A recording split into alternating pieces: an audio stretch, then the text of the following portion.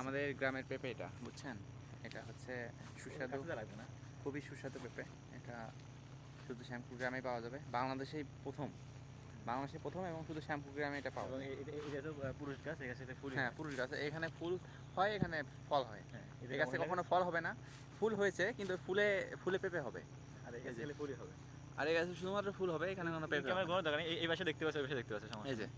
আর এখানে শুধুমাত্র ফুল হবে কিন্তু ফল হবে না। হ্যাঁ এই যে আমাদের বিখ্যাত চাষি ভাই, হ্যাঁ, উদ্যোক্তা, বিদেশ থেকে নিয়ে আসছে। ও আচ্ছা আচ্ছা। ওই এই যে, আর এখানে শুধু আর এখানে এখানে আমাদের খেজুর গাছে এখানে এই যে শুধুমাত্র ফুল হয়েছে, আর এদিকে আমাদের তো আছেই, আমাদের বড় ভাই এখানে গাছ, যশোরের খেজুর গাছ। এই যশোর খেজুর গাছ তত্ত্বাবধান করেন হ্যাঁ, এখানে। এখানে এইগুলি আমাদের এবার রস হবে। এগুলি হ্যাঁ, গাছ তোলা এই যে হয়েছে, গাছ তোলা হয়ে গেছে। কিছুদিন পরে গাছ কাটা হবে, হ্যাঁ, তখন রস হবে।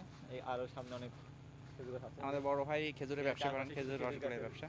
বিস্তৃত ভূমি। হ্যাঁ, এখানে ধান ক্ষেত আছে। হ্যাঁ, এখানে আমাদের বড় ভাই আমাদের কিছুদিন এই পর ভাই থেকে, ভিজিট এসেছে। হ্যাঁ আমাদের বড় ভাই আমাদের আমাদের কিছুদিন পর থেকেই খেজুরের রসগুলের ব্যবসা শুরু করবেন। আপনারা তার কাছে, আমাদের পেজ আছে, পেজের লিঙ্ক দিয়ে দিচ্ছি কমেন্ট বক্সে। কিছুদিন পর থেকেই আমাদের এখানে ভাইয়ের কাছে নক দিলেই পাবেন খেজুরের অরিজিনাল যশোরের খেজুরের রস এবং গুড়, সাথে পাবেন কিছু মধু আছে। রস গুড় খাবেন, সুস্থ থাকবেন।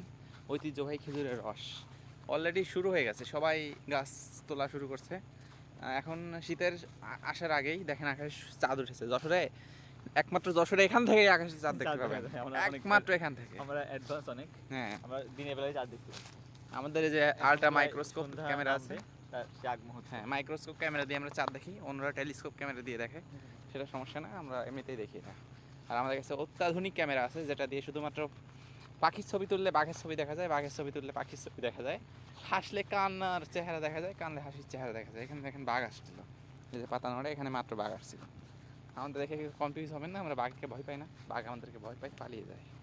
আর এখানে এই যে, এইখানে মাত্র কয়েক বছর আগে এখান দিয়ে জাহাজ চলতো বুঝছেন, এখান দিয়ে জাহাজ চলতো, এখন সাবমেরিন নদী, আছে, এখন পানি সাবমেরিন ও আছে। এখানে সাবমেরিন, এখনও মাটি খুললে সাবমেরিন পাওয়া যাবে।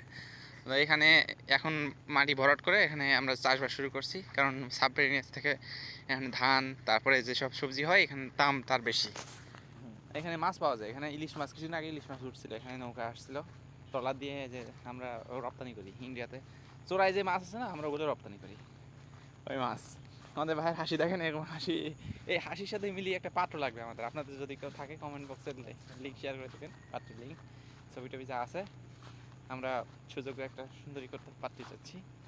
আকাশে মেঘ আছে।